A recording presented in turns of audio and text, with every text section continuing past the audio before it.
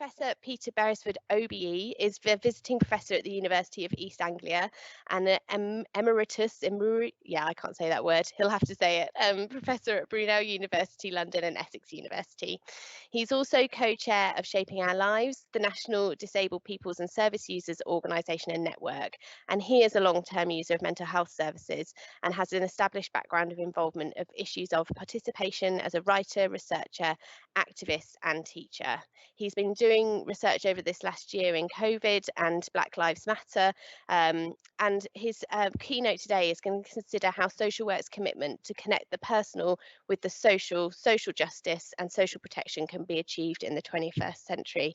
I'm really looking forward to hearing what you have to say, Peter. He's going to talk for 45 minutes or so, and then we're hoping to have a little bit of time at the end for some Q&A. So do send in your questions via Joe and we'll pose those to Peter at the end. But for now, I'll pass over to you, Peter. Thank you. Great. It's lovely to be here. It's a privilege to be here. Thanks ever so much to Social Work England. And it's a great idea, this week of events that you've organised. I'm not a very computerate person. I'll have to be using a presentation that I've written in order to get what I want to say right. I hope you'll forgive me. And I'm contributing, as we've just heard, as someone who has worked for a long time, I suppose, in a very diverse social work teaching department, as a long-term mental health service user, activist and campaigner, and as a researcher, a service user researcher. And my interests always have been in people having a real say in their life and the services that impact on them. And as you've heard, my focus today is social work by and for all, a vision for the future. And I hope that's going to emerge as a positive vision, because I do believe that social work has just such a positive future possible for it, for both its workforce and also the people that they work with. At the same time, you really don't need me to tell you how difficult these times are and have been for social work and indeed health, care and public services more generally. So I'm going to seek to be both honest and transparent about these challenges, not glossing over them, but also trying to see past them. Of course, the most obvious challenge currently is the pandemic, COVID-19, and I don't want to go over the same ground as others have already helpfully covered in this event, but it does have a particular relevance for some of the points I want to make. And I think it's very important to make from the start, for me, clear that the harsh, cruel and biased way in which the pandemic has worked in our society. There's no question it's singled out for special attention the most vulnerable, the most disadvantaged, the most discriminated against in our society. In other words, many of the groups that social workers and social work are particularly concerned with and have particular duties to help and support, and who social workers, we know, have particular personal commitments to help. So we're talking about the way that the pandemic has hit some groups in our society particularly hard, impacting with death, long-term damage, as well as having broader social and economic consequences for them. It's notably affected people from Black and minority ethnic communities, people on low income, in poor housing, who are homeless, in low income areas, disabled people, people with long-term conditions, older people, people disadvantaged in their health or with compromised health, in low value employment, and so on. But without understating the impact on such groups, which has been breathtakingly severe in many cases, we also have to remember that the pandemic has had profound effects on many, if not most people, and for most families. This includes the direct consequences of the pandemic itself, as well as the effects of the highly criticised government policy responses to it. So many people have suffered loss of jobs, reliance on benefits and furloughing, having to work at home under difficult circumstances sometimes, social isolation and mental distress, homeschooling as well as home working, not seeing their friends and loved ones, so on, so on. Most of us have been there. Like for most other people, it's been a complex time for my family, and not just about being cut off from each other. In my family, the big worry is our daughters, the three of whom of our four are key workers with children, who've had to manage the rising strains of keeping their children going, doing their own jobs, and keeping themselves going. Indeed, as a long-term mental health service user myself, I've sometimes felt that past difficulties have equipped me better than might otherwise have been the case to deal with present difficulties, not least having long-term difficulties of leaving the home. I know many other disabled people, people who can't get out the house, or indeed perhaps not even get out of their beds, who feel that this has been some significant preparation for the challenges facing many more of us. Yet what they also already feel sadly is that government has sometimes done little or not enough to draw upon this wonderfully helpful pool of experiential knowledge which they have gained the hard way. So for me, one of the legacies of the COVID-19 pandemic is how many who might not have expected have been faced with loss, economic insecurity, mental health problems, and even having to turn to the benefits system. And I'll be returning to this later when I try and talk about the future I envisage, hopefully, for social work. So what's COVID-19 meant for social work? This is a personal take. Sadly, we've heard little and little's been said about that in the media. But I spoke a few weeks ago to one middle manager, more typical, I think, than untypical. And this is what she had to say, and I'm quoting her. I feel proud of the social workers I manage. They've actually been able to make improvements to their practice during lockdown, which we aim to maintain. We've never stopped going into people's homes through lockdowns. They do their jobs quite stoically and well, and they want to keep doing that job. Morale is still good. They've done some really good work with families. We've seen a really big increase in long-term neglect, sometimes horrendous home conditions, increasing alcohol and drug misuse. We're most worried about children under 3. They've not been visible at school or nursery. We've had some really good joined up working, joint visits with the police. Schools as well as social workers will do visits to children when they're not in school. In my teams, we've got a stable workforce, primarily because of the team managers. The social workers like their jobs, they don't leave, and the students who come want to stay. Sadly, there's been little official recognition of social workers through the pandemic. It's the same old story. No clapping for social workers. They don't get offered the discounts NHS workers and teachers have. A lot of my staff have had COVID, one really ill, but they have kept going and reaching out the whole time. Pretty impressive, I think, and I doubt it's atypical. But of course, COVID-19 is just part of the context facing social work and social workers.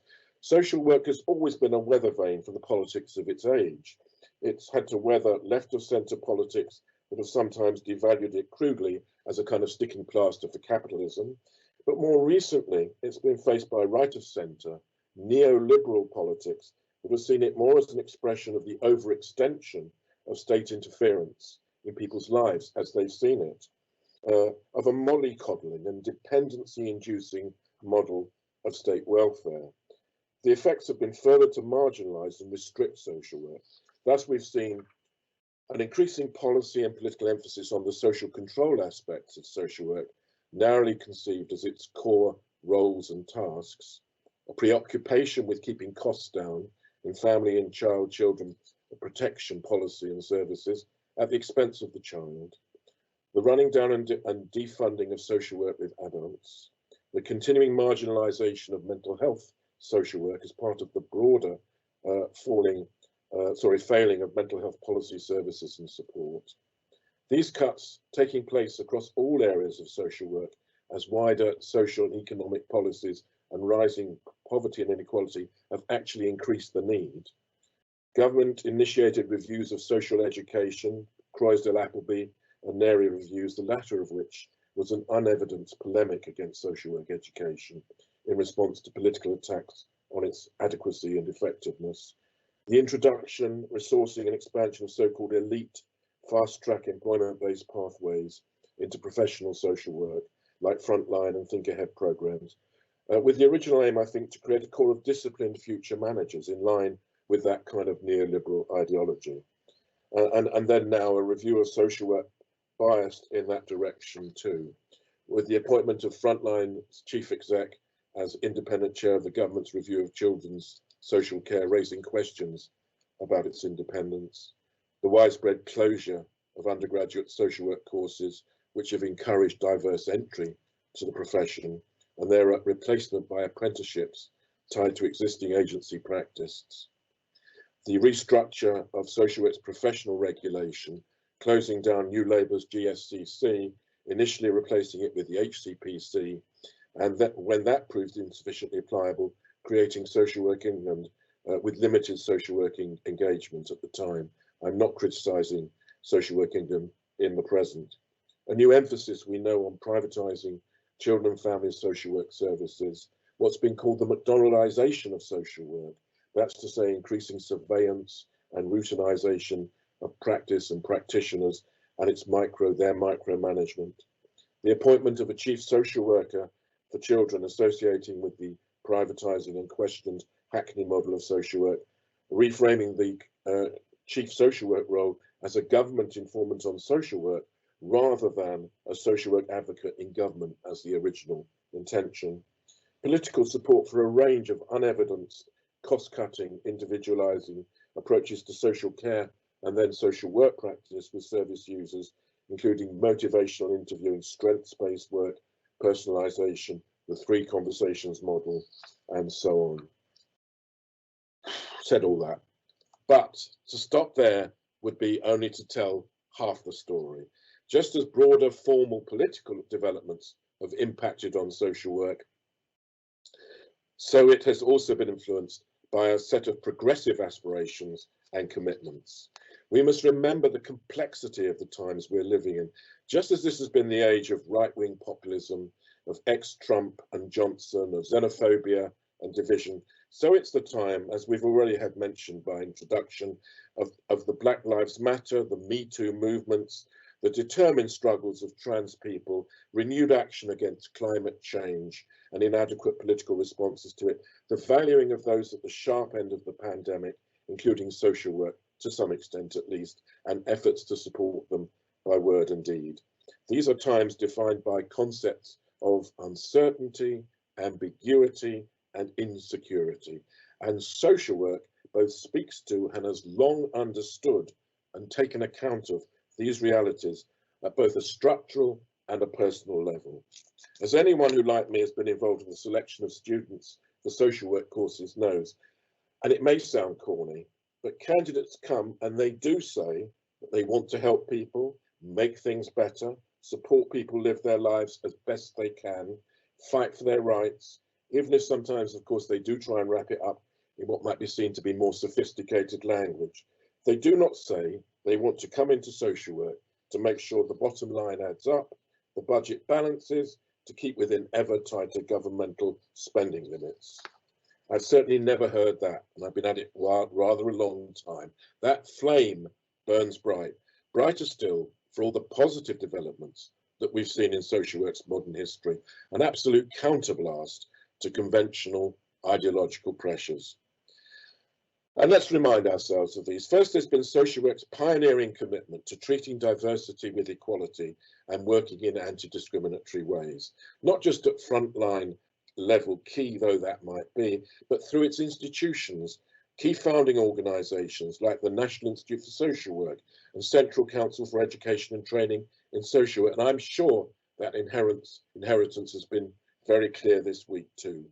Both those organisations, though sadly no longer with us. And that commitment was in relation to race, gender, sexuality, age, disability, culture, belief and class. But social work paid very dearly, in my view, for such pioneering commitments, ridiculed and accused of being politically correct and stuck in a hippie age of caftans and sandals. That really was the level of attack. What politician, organisation or institution would now consider standing against those values, which have become the cultural, political and policy norm, even if sometimes their commitment is only at the level of rhetoric? Second, and related to this, such progressive social work has always seen the person in their context. There's never been the pretense that a person is an island entire of itself. Of course, we all have agency, to some degree at least, to direct ourselves, but we're also constrained by our place in the world, by the impact of our environment on who we are, and we're differently affected by this according to our demographics, our educational and other opportunities. We know that people from lower social class groups live significantly less long than those from higher ones, and are likely to spend much more of their life affected by illness and impairment. We're not all born equal with equal life chances, and social work's inherent understanding of this, it is truly social work by recognizing and acting on the impact of people's social settings in their lives, makes it possible for it both to avoid simplistic, individualizing explanations and understandings, and to act on real understanding that makes possible real positive change rather than merely blaming the person for their situation. I can't stress that enough. That's a legacy that I've seen social work impart to other related professions. And third, I want to highlight social work's commitment to user and carer involvement. It has been, and I speak as a service user here, a pioneer, a consistent pioneer in this development. It's a complex development, as we'll see, and shouldn't be treated simplistically. It's not a simple story of continuing progress. Commitment to it's undoubtedly uneven, and we'll see more of some of its complexities and uncertainties in due course. But we've already seen how it has the potential to be a game changer for the profession and practice of social work. First, let's look at some of the broad brush achievements there have been for which social work should take its proper share of credit. Some of the innovations and advances that this has led to in social work include the establishment of requirements following the introduction of the social work degree for the involvement of service users and carers in all aspects and stages of qualifying and post-qualifying social work courses, with still financial support for providers offered by central government. The fortunate defeat by the Disability Rights Commission of the old General Social Care Council's attempt to exclude competent social workers who'd had any experience of using mental health services. The introduction of formal arrangements for the involvement of service users and carers into the governance of social work and social care organisations such as Sky, Skills for Care and so on. Recognition of the importance of user and carer involvement by successive social work regulators and its extension to other health-related professions. The increasing recruitment of applicants with lived experience of using services, as well as other requirements to become social workers. A growing recognition of the value of service users' experiential knowledge and their increasing involvement in participatory, collaborative and user-led research. From support from social workers for people to take greater control over their care and support through personal budgets, direct payments and indirect payment schemes. And of course, a return of interest to more person-centered, relationship-based social work, engaging on very equal terms with service users. While the service system has focused particularly on areas like complaints and comments procedures, planning and audit in its development of user involvement, service users have tended to focus their efforts in other directions, directions to which they've attached more value, which include, and I've already touched on it, research to extend their knowledge base as a counter to traditional so-called expert knowledge.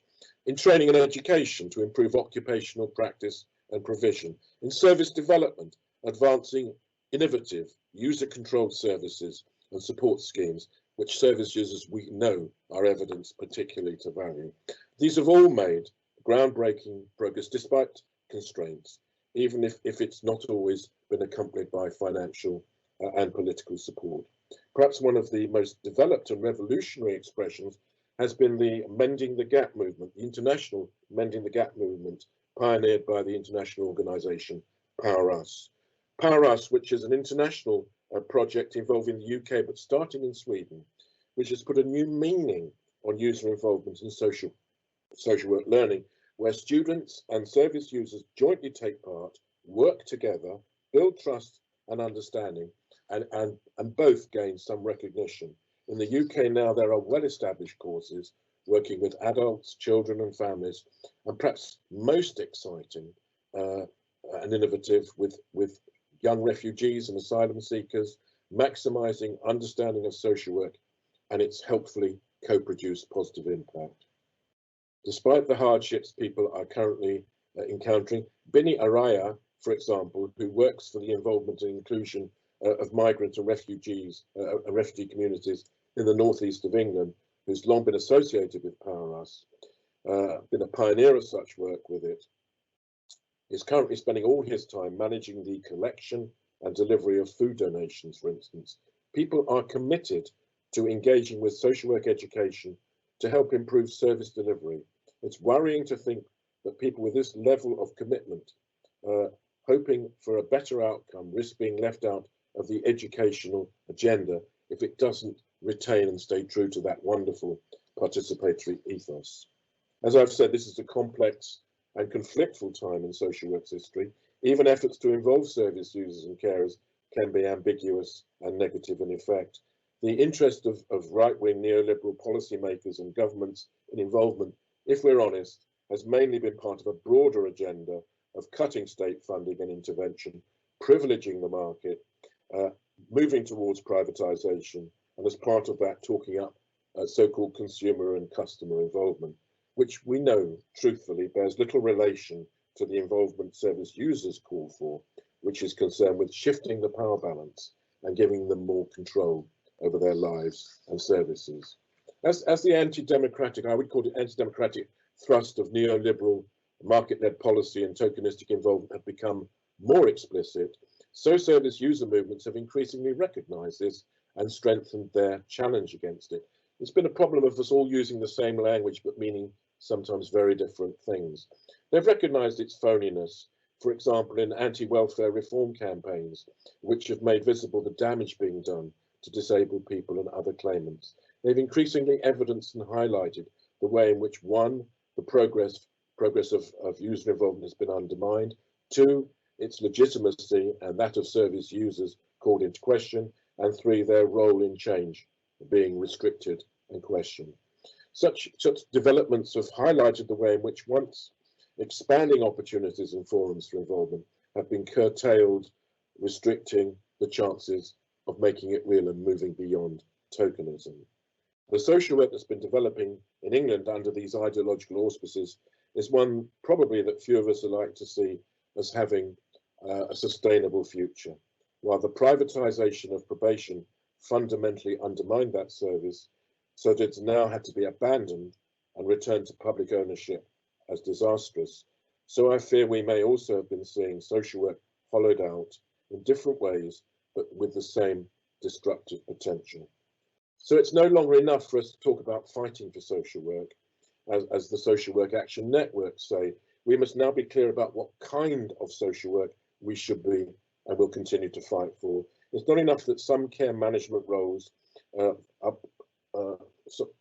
in some care management roles, there's a primary concern, we have to be honest, in rationing social care support, but still basically resting on the policy of social care's essentially poor law principle of needs and means testing to match grossly inadequate budgets.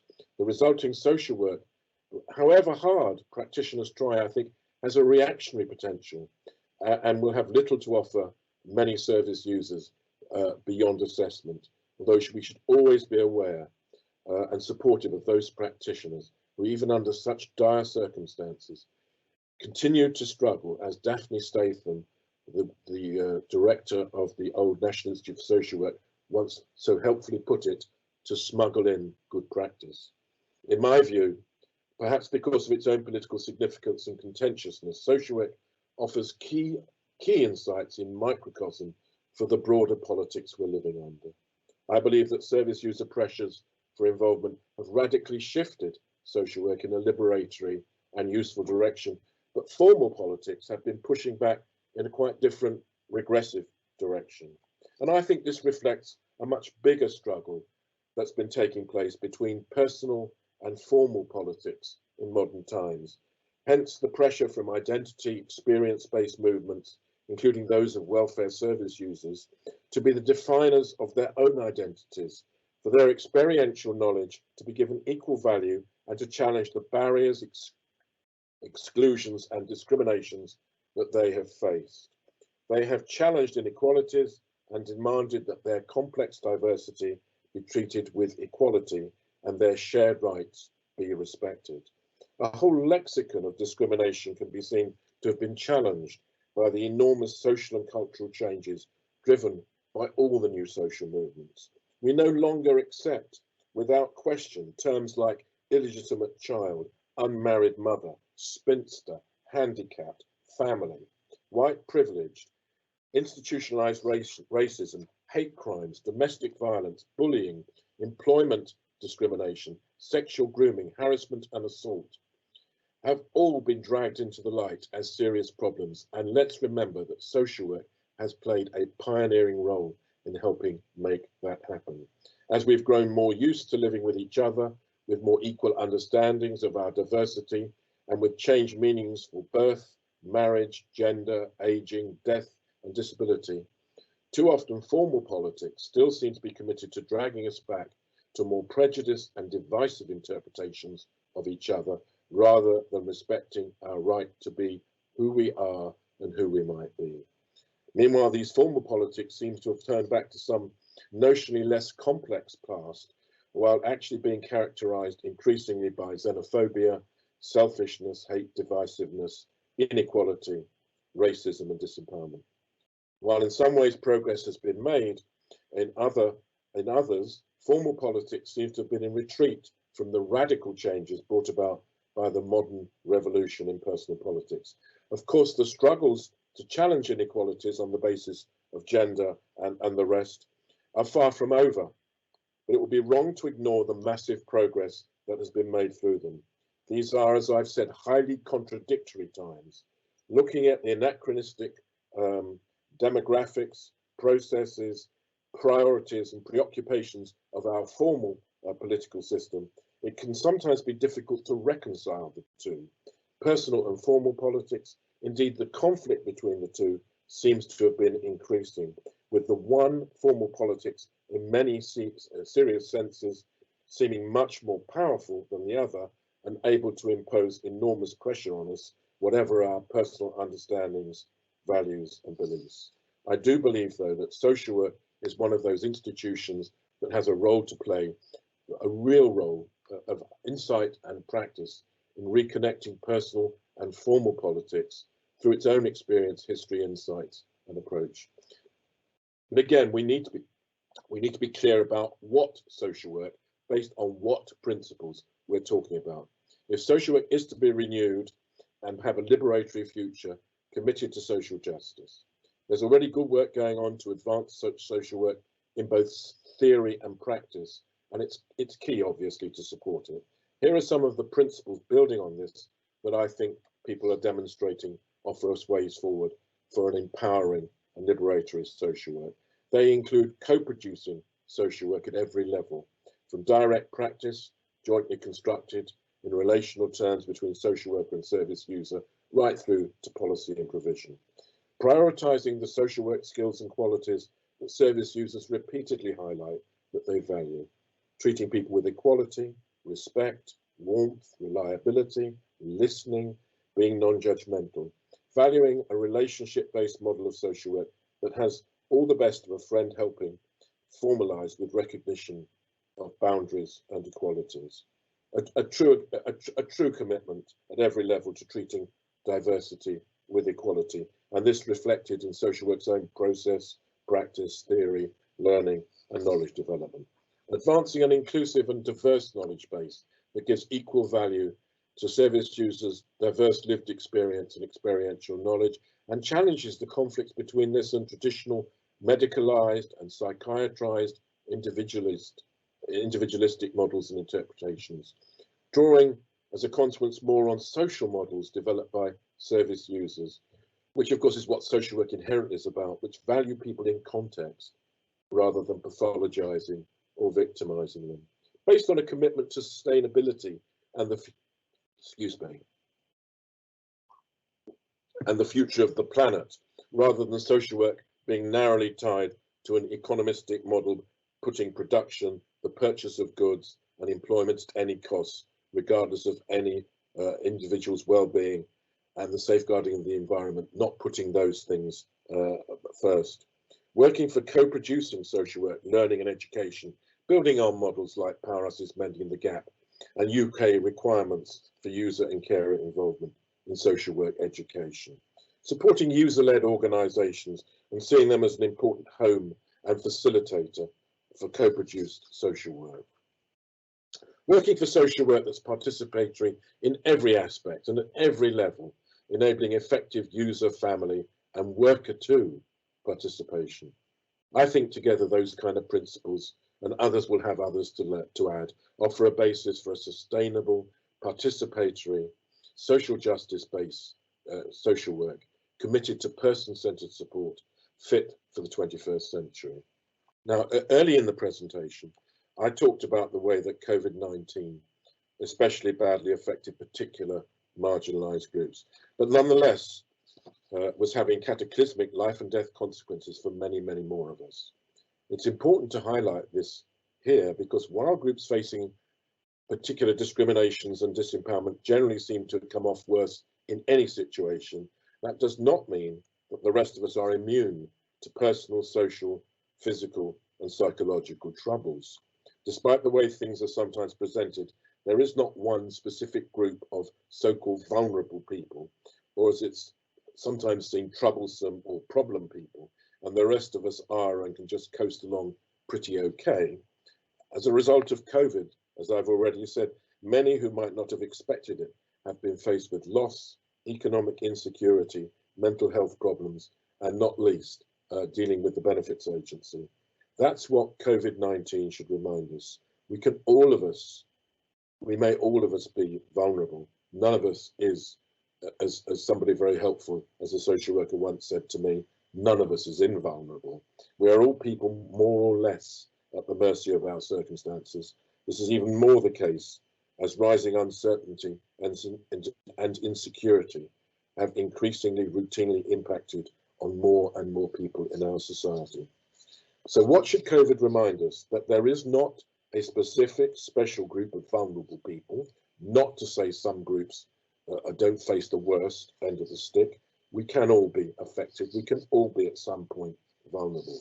We are all people more or less at the mercy of circumstances, and social work has the potential to help all of us. And that's a lesson I've learned personally from palliative care social work, which has been one of the areas I've been particularly interested in studying, that social work should be universalistic, something that can be of value to anybody in particular circumstances which they may face. And that's the way it needs to go for the future. Now, the truth is that social work, generally speaking, is and has long been what's called a residual or a peripheral service, only available to people seen as poor or problematic.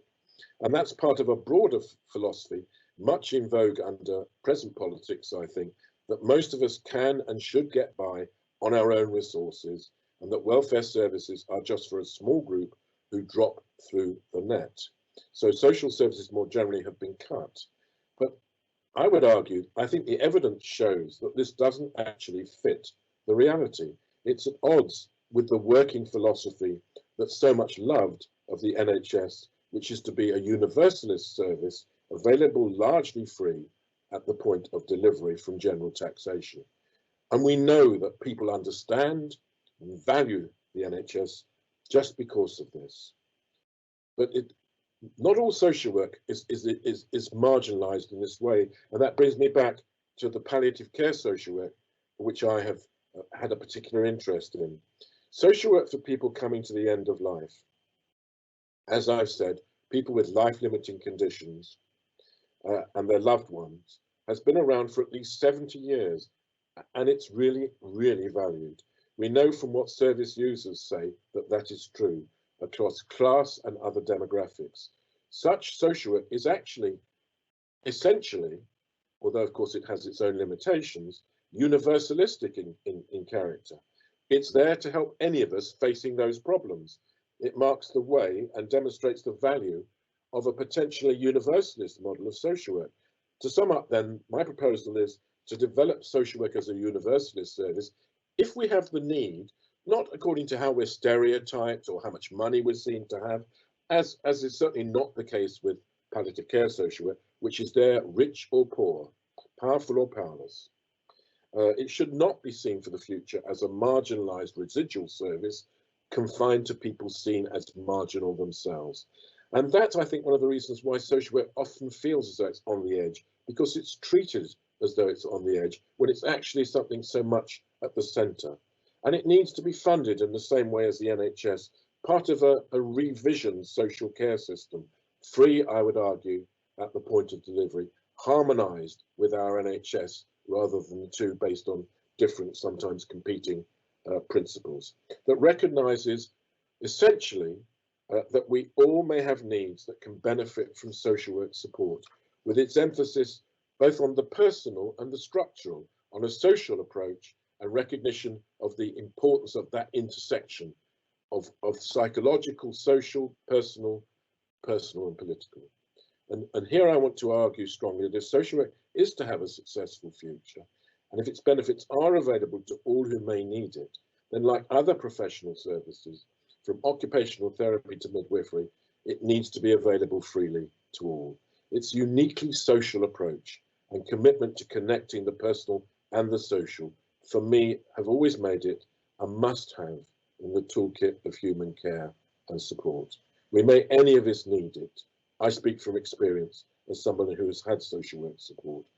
Equally, unless it's recognised as having a role to help any of us at difficult times and in difficult situations, and is instead narrowly associated with what policymakers still seem to stereotype as problematic people, its own future is likely to continue to be qualified and uncertain, and I fear increasingly marginal.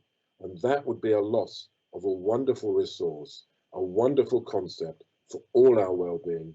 For the future, we know where we will, as COVID has reminded us, need to be better prepared for emergencies, changes, social insecurity, and any future. Thanks very much. That's amazing. Thanks so much, Peter. How inspiring, and the questions are coming flying in, and what brilliant timing. So we've got plenty of time to go through them. Yeah, I'm really bowled over, and I loved your phrase around smuggling in good practice, and a few people have picked up on that, so we're definitely going to come back to that in the questions. There is one early on that I don't want to miss, just it came in quite early, which was asking, how do we ensure that the most disadvantaged and marginalised individuals and families are able to shape the future of social work, particularly individuals from Black and minority ethnic communities? So you started to touch on that and you've talked about co-production, but I wonder if you could say a bit more in response to that question. Well, we were very lucky in shaping our lives. We got a significant sum of funding from central government, from the Department of Health and Social Care, to carry out a kind of an action research, a research development project, which we carried out in association with a range of local disabled people's user-led organisations, to find out who was being left out when you have initiatives to involve people. I mean, we know that people get left out in the general run of things, but what's also worrying is we know that people get left out even when people are invited to be involved. And of course, Black, Asian and minority ethnic groups are one of the groups that most affects. We learned a number of lessons from that, carrying out this project in quite an imaginative way, the initiative of those local organisations. We found out there were many more groups who tend to get left out than the people in the protected categories. For example, people for whom English is not their first language, or who do not communicate in English, who may sign or use other forms of communication, people who are homeless or don't have citizenship status. And I think the bottom line for me, to answer that question properly and quickly, but also to refer the people to the project findings, which you can download for free on our website, Shaping Our Lives, the project called Beyond the Usual Suspects, is to reach out to people, not to expect people to come to you. I know this is a problem, of course, because reaching out has its own cost implications in terms of not just labour, but also money, make it accessible for people to reach out on equal terms in ways that feel comfortable for people. But that's the start of it, and building up trust, because I think one of the reasons that people don't get involved is they don't trust the people who are inviting them to get involved.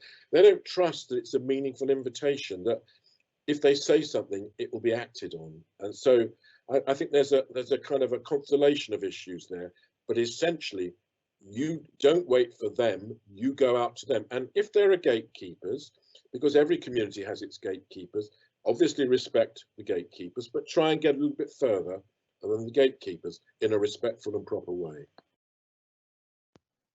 Thank you. That's yeah, really helpful and poignant. We have a mantra at Social Work England that our co-production should be meaningful and proportionate, and just keep trying. But I love that the long game as well of having to build the relationship with people and build that trust. Why not? You know, why should they trust us? And we need to build that relationship. Absolutely, spot on.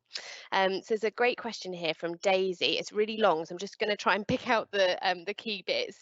But she's asking about long COVID and the impact on the population overall, and that we'll kind of have she's worried, I think rightly so, we'll have an influx of people with long-term conditions, and what everything that goes along with that. So addiction, depression, anxiety, suicidal thoughts. So her worry is that we're not paying attention to the resources that don't meet the needs of the current population, let alone for a whole new one. Do you think this will be an issue? And if so, what do you feel the social work role could be as we move into the post-COVID world? I think Daisy was it. I think she's absolutely hit the nail on the head, and this is something I'm increasingly worrying about. And I need to tell you that as I spend my days working up here, downstairs my partner, who is a social worker of 30 years experience, but is now working as a welfare rights worker, is on the phone with people who are trying to access benefits. And are frequently having enormous problems doing it. And one of my fears, which we've discussed and I've discussed with other people, is to what extent would the Department for Work and Pensions be prepared to recognise as a reality long COVID? I mean, there's no question there is such a thing as long COVID, with many expressions, and there are all the psychological, as Daisy's also said, consequences of responses to COVID-19. But how far is the benefit system, which has, I regret to have to say, an appalling record of recognising people's impairments, constraints and entitlements to benefits, how far is it prepared to take on these new responsibilities and these new understandings? Because we already have research beginning to give us a picture. We've long had a research of the issues around disability and distress, which have been ignored, I'm afraid, by the benefits agency too often. So I think that's going to be a struggle. The implication for social work, I think, and it's one I've heard from many other people, right from the days of people like Bob Holman, who still I know we hold in much respect, and others, there have been people who've argued that social work must not compartmentalize itself away from poverty, but must, especially given its historical role, which I've tried in some ways to challenge, recognize that poverty is part of its brief. Social workers need to understand and be able to respond to the realities and detail of the benefits system. They need to help people with entitlements manage to get successfully through the appeal processes. So we cannot have social work that's like some very narrowly based form of counselling that only sees the personal in the sense of the psychological and does not understand and respond to the material. And I think that what Daisy's touched on is what's going to be the next big challenge for many, many people. We've no idea. We're getting a picture now, aren't we, of the impact that long COVID can have on people. And I've heard that firsthand from somebody experiencing it, but we don't know the scale of it, and nor may we for some time. And if we're talking, as we were last night, of 125,000 people dead directly to do with long COVID, then this is a big problem.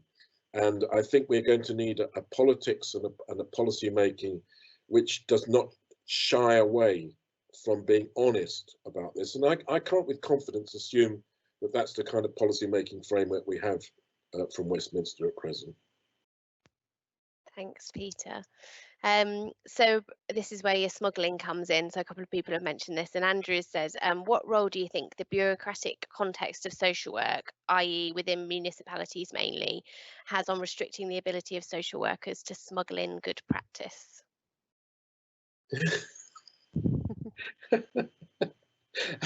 This is one of the forms of skill development which I've often thought. I know that teaching departments, which I mean, I hated it when there was a flurry of criticism of universities and their teaching and their qualifications for social workers, because I've seen so much commitment and good work going on with very diverse groups of students.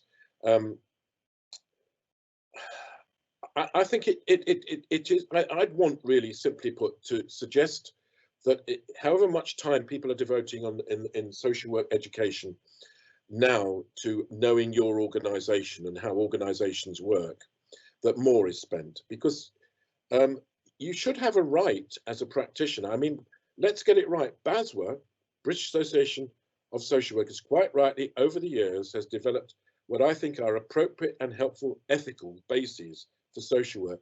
But when you can have realities where you as a social worker, based on your professional discretion, competence and values, are then told, go away, no, that's not the bottom line, which is what we have to primarily consider, then I think we are at a time of impasse between professional rights as well as service user rights and bureaucratic dominance. And I think the problem for social work is because social work has so long, quite unjustifiably, been looked on with less respect than some of the other more historical professions, it's very difficult for social work professionals to do it in a way that, you know, a consultant medic would much more readily be able to do it. So we have to be nifty on our feet. That's where Daphne Statham's advice comes in. And I can only suggest that we acquire the level of cunning and trickery that's more often associated with second-hand car salesmen. I mean, I can see the headline in the Daily Telegraph for saying that, but I can explain and justify it. Because, I mean, I know of somebody, for example, unremarkably, who was told in his work with older people in a local authority, you know, all clients should be for a very strictly defined, limited period. And you should not be working with someone longer than X number of weeks. And this person, who was a committed, qualified, good quality social worker, refused to go by that. Well, of course, the price that he paid was working beyond his hours, because he was doing what he should be doing and what he was not supposed to be doing. And that's another of the things that I think we've really got to fight collectively, which is one of the reasons why I think Social Work Action Network's got a very valuable role here as a profession involving service users and carers to challenge. We must challenge the dominance of the bottom line. We must challenge what's been rightly called the McDonaldization of social work more than we have done. And the institutions and leaders of social work must do so, just like the people working away on the ground try to. I think it's so important. But this is not an easy business, and it's also it pits people's own capacity to keep going as social workers against what they will feel as their moral duty to work well with service users, and that's an awful situation and conflict to be put in. But I think that's the kind of situation which is like day-to-day routine for many decent social workers. I often say, to be a poor social worker must be one of the easiest jobs in the world. To be a good social worker, you know, it just is so demanding and difficult. You know, we need social workers to gain the visibility, respect, recognition that, as that social work manager I quoted from before said, routinely they don't get in our society, I'm afraid. Thanks, Peter. I just want to read a couple of the comments out. I know people have seen them in the event, but just so you can hear them as well. There's one from Beth that says, your future vision for social work is so refreshing and fills me with optimism against the backdrop of the reality of day-to-day statutory social work. And Teresa has said, thank you, Peter, so inspirational. You're voicing what is so difficult to say in practice. So some real thanks there, and many comments similar to it. And one of the things that's been picked up on that you've just kind of highlighted there, and you said you talked about the profession being on the edge and how much it should be at the centre. And a couple of people have asked about that kind of public understanding of social work and the press, and how we kind of, how it is out there, I guess. And somebody's picked up again, it's come up a few times this week, that in our report that we did, our first reflections on our first year as a regulator, there was some research that was included that said only of a quarter of social workers reported that they believe their profession is positively viewed. However, 80% of the public members surveyed reported viewing social work positively. And I think people are quite fascinated by that real difference, and just wondered if you had any comments or thoughts on that. Well, it's been food for thought for me for a long time, and I'm interested and not surprised to hear that an announcement. When we carried out, 3 of us undertook the project on palliative care social work, and what we did was we only spoke to people as service users, and service users included 2 groups: people facing life-limiting illnesses and conditions, and people facing bereavement. And they were our service users. And we spoke to more than 100 over the whole of the UK. We had a very good mix and diversity in both statutory and, of course, the voluntary hospice sector. And what was so interesting for us was that we had to add additional questions to try and make it more possible for people to say negative things about their social workers. It was beginning to worry us that we might be getting an uncritical feedback. So many interesting things about it. We tried to, don't forget, only people in the hospice who actually access social work support.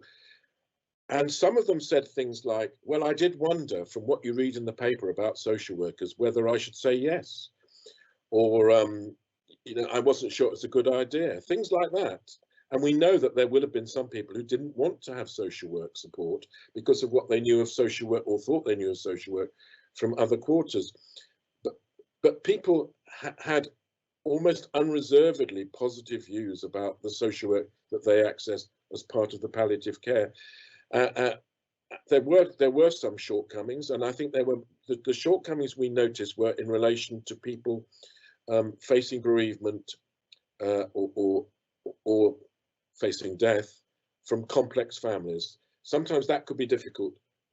But just very briefly, one thing which we actually were able to find out, that there was one case which very conspicuously, it made it clear that what the person valued from the social worker as a service user was the way that they got loads of material support. I didn't want counselling that was the sort of things they said. What I wanted was practical help. And then we encountered another one when we're going through the data, where it said, I didn't really need any practical help. What I really needed, I needed to help sort myself out going through all these things. And what was really funny was when we matched these comments, it was the same social worker. And what that was about was a social worker's capacity to be what that person needed that social worker to be. And the other thing, very briefly, was that people often would talk about the social worker as a friend. I don't see that person as a social worker, I see them as a friend.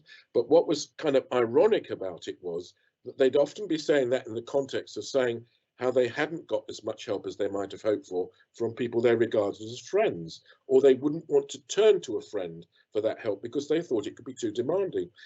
And what had emerged that those social workers, it was a very common response, were offering was what you would hope for from a friend, that a friend might have too much difficulty, not enough expertise to offer, that was also quite properly boundaried. We're not talking about some sort of wobbly social worker all over the place, in a really helpful way, a kind of formalization of all that we would hope for in both material and psychological terms, combined from someone with kind of like an innate expertise. And I think sometimes when people talked about what they regarded as the qualities of those social workers, what they were actually talking about were the skills that they'd acquired. So I think I'm saying all this because I think what was special about that social work was it was a universalist service.